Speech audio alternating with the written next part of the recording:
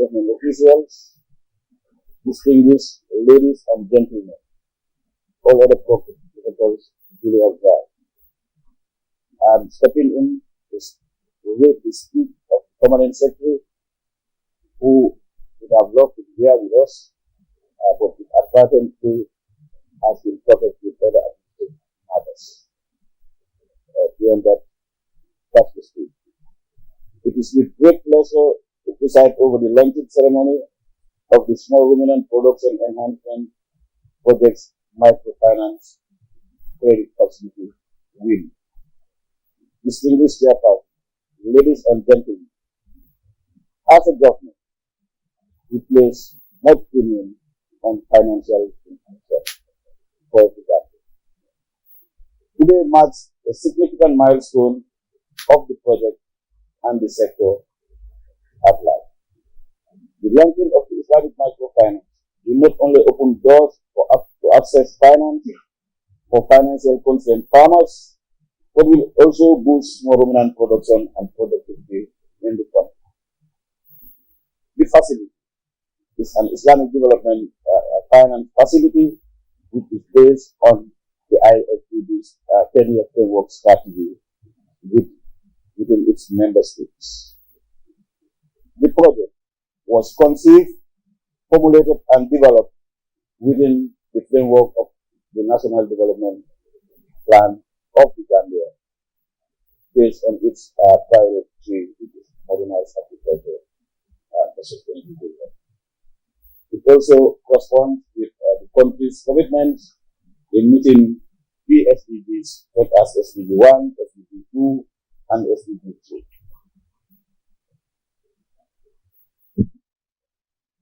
Distinguished chairperson, ladies and gentlemen, access to finance has long been a key challenge for the agro-pastoralists and other actors operating in various lines of value chain. Thus, the reason why the project set aside a financing line of up to $3 million or 150 million Gambian dollars, and in the form of revolving fund, the local Islamic finance practicing institution to make money available to our actors within the lives of value chain. The financing aims to support smallholder farmers, producers, traders, and in general, actors within the small ruminant life of value chain, with more focus on women and youth. Eligibility for financing will include purchase of animals, animal health related operations, downstream meat processing and sale by operators that are members of registered organizations and individual traders holding trade license.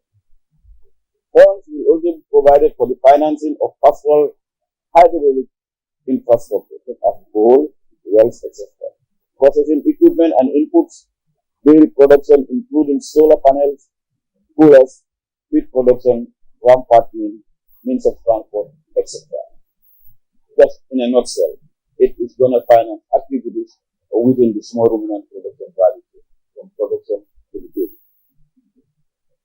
Distinguished chairperson, ladies and gentlemen, I'd like to seize this opportunity to implore on the youths and women to take the opportunity provided them and utilize the fund to the fullest.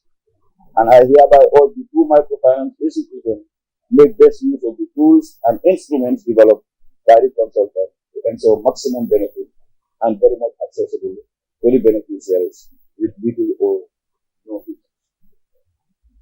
This facility provides the two microfinance institutions must be utilized as intended. I will say just an emphasis, but I'm sure the contracts are very clear. The beneficiaries must also have access to the funds with efficient and effective mechanism to deliver to the farmers and other operators in lives of value chain. To the MFIs, please also bear in mind that the amount given to you shall of course be returned as they are loan. So we expect that as MFIs make money, you have your own tools to make money out of it and repay. Thank you very much, Mr. Chairman.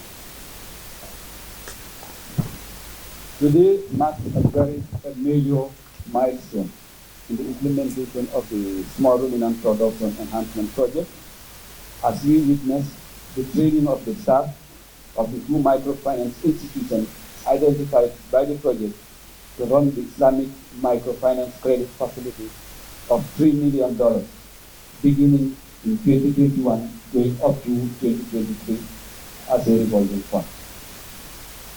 The Small Ruminant Production Enhancement Project is funded by the Islamic Development Bank and the Gambia government.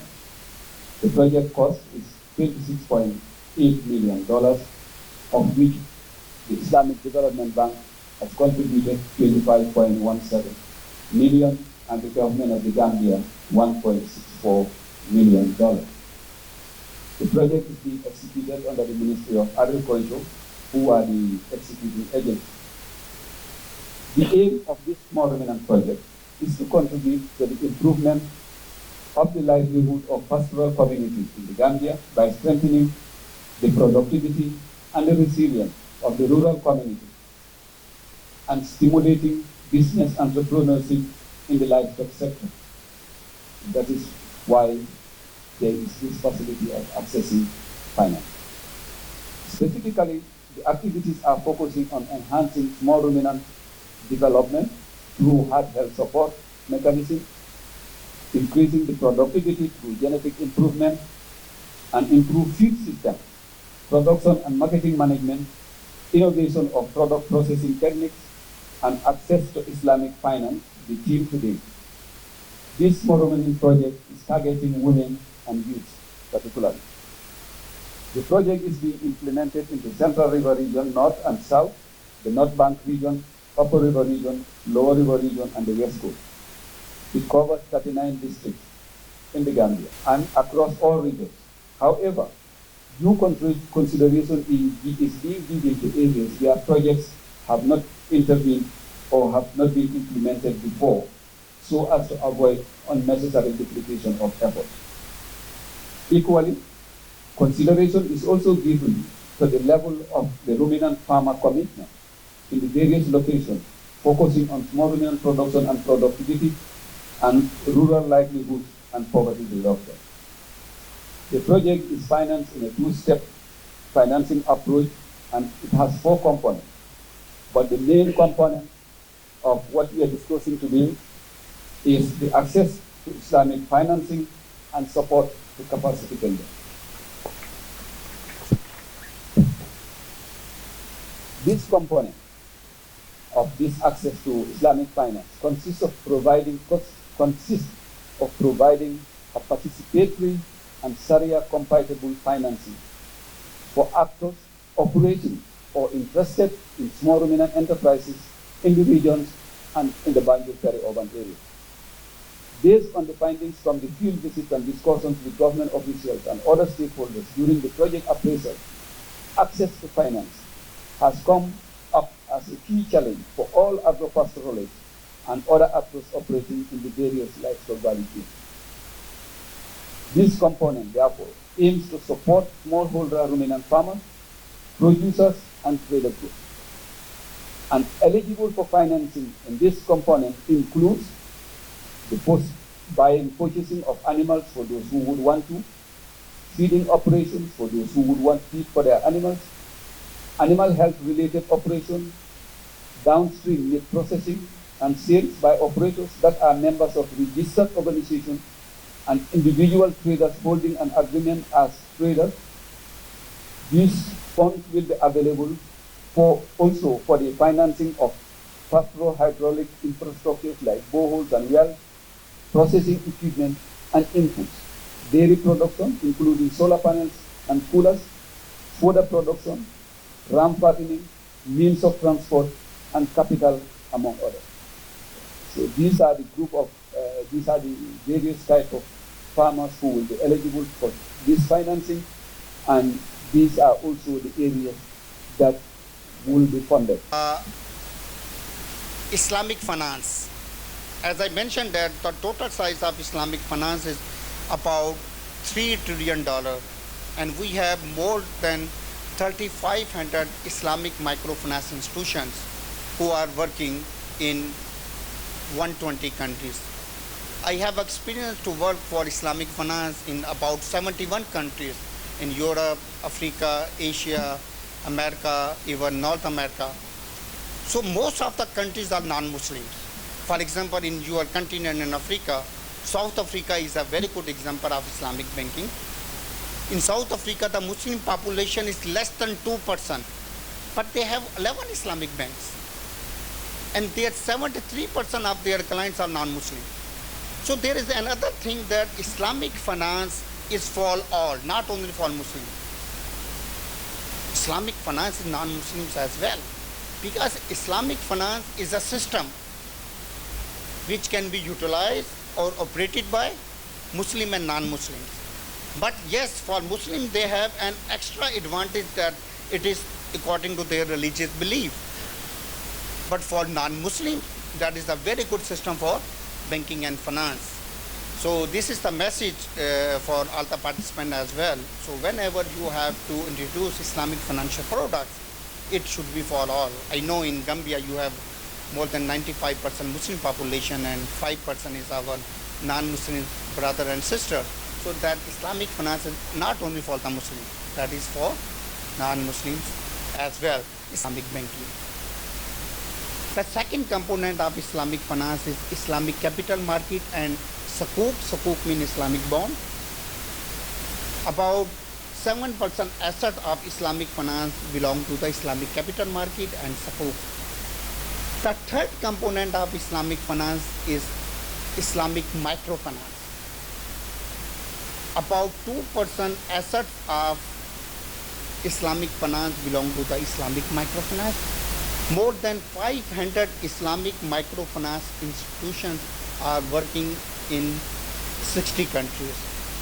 The third component of Islamic finance belongs to the takaful, which means Islamic insurance. And in your country, alhamdulillah, you already have 2 Islamic insurance companies. And the CEOs of that in both Islamic insurance companies will be with us tomorrow in the takaful session. So, and the 6 components belong to the Islamic capital market and Islamic indices, Ijara companies and Mutalba companies. And the last is Islamic fintech, Islamic financial technology. Bismillahir Rahmanir Rahim. Alhamdulillahi Rabbil Alameen. Wassalatu wassalamu ala Rasulillah. Sallallahu alayhi wasallam. My brothers and sisters, this is your brother Imam Sheikh Tijan Cham, also double as vice principal Kodi Senior Secondary School. I'm also the chairman of Sharia Supervisory Board of ICCU, Islamic Cooperative Credit Union, under GTU, inshallah, in this country, in the Gambia. I actually, Gambia as a Muslim state, because you have Islamic state and you have also Muslim state. But we all know that Gambia is a Muslim state. That being the case, I want to believe that it was very necessary and important for all Gambians to embrace Islamic microfinance system, Islamic financing system, simply because all of us know what Allah the Almighty is telling us about riba or what we call interest. Allah the Almighty is calling us, we the Muslims, telling us that, O you who believe in Allah, Ya ayyuhalladhina amanu, ittaqullaha, fear Allah, wa dharu ma baqiya min riba in kuntum mu'minin, and keep away anything that has relation to the riba if you are a believer. If you do not do that, Allah himself is telling us, وَإِن لَمْ تَفْعَلُوا فَأَثَنُوا بِحَرْبٍ مِّنَ اللَّهِ وَرَسُولِهِ. If you are not ready to keep away from riba, then make sure that you are trying to fight. You are going to pick your weapon and then stand against Allah, fighting Allah, or you are fighting the Holy Prophet Muhammad sallallahu alaihi wasallam. I don't think that anything that will take you to that position, a Muslim should keep away from it. This is why my humble advice to everybody in this country, particularly Muslims, even non-Muslims alike, is to embrace the Sharia financial system, which is very, very, very, very, very clean and free from riba. This is what I want to say. It is very important for all of us.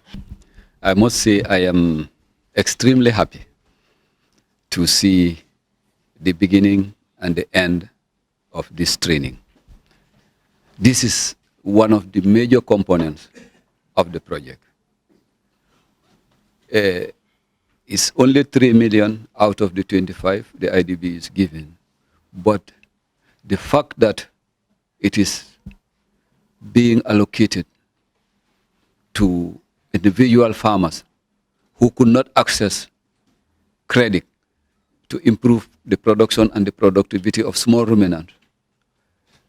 I think it's very important for the project, and it's also very important for the IDB because of the way this credit facility is going to be applied, that is Sharia compliant.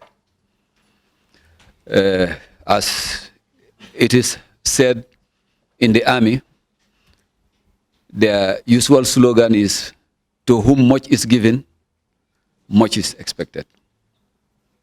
And you are the first 2 microfinance institutions to be entrusted with such an amount of money to disburse to farmers in agriculture, especially livestock. So if the credit facility works, I can assure you there will be more funding to this avenue, because Islamic financing is a growing sector, and as a Muslim country, I think the religious scholars have always been advocating for it, and I think it is time we also have we allow the Islamic banking to have a foothold in our economy. This program will be a big success for the brothers and sisters of the Gambia, and it would not be only the first or the last project for the MFIs, and your success will be determined the way forward, not for the Islamic Development Bank, but for the Ministry of Agriculture and other donor agencies, that how they will move with the MFIs for the similar products and similar projects. And inshallah ta'ala, I will be always available. My email addresses are with you, and whenever you need any assistance, wherever you will feel stuck that you want to explain any process, any structure, or you need some literature, some books, you can write anytime to me, to our project, and we will be always available to sort out your issues, whatever you will face, not only from the technical side, but as well as for the Sharia side, accounting side, and other like marketing and etc. Inshallah ta'ala, I myself and my senior management of this project will be always available to help out you for the smooth execution of this great project. Thank you very much. For these 3 days, I was very unfortunate because I know this was a learning event, not to be able to be here throughout. But I am so, with the reactions I got when I got in during the last discussion, most of you must have learned a lot. And we hope as a sector that we will translate this learning to action. As a teacher, you know, what we say is learning, the end of learning is change. If no change has happened, no learning has happened. So we've all learned. So we are all going home with something that would help us change the way we were doing things, for the better. That would be important. The MFIs, as Mahmoud indicated, Islamic banking, Islamic financial products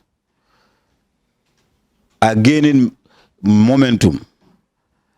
The others, so we will call it conventional, but conventional is relative.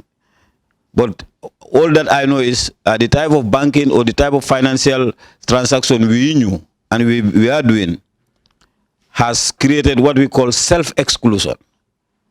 Because so many people could have been participating, in the economy through the financial means that are available.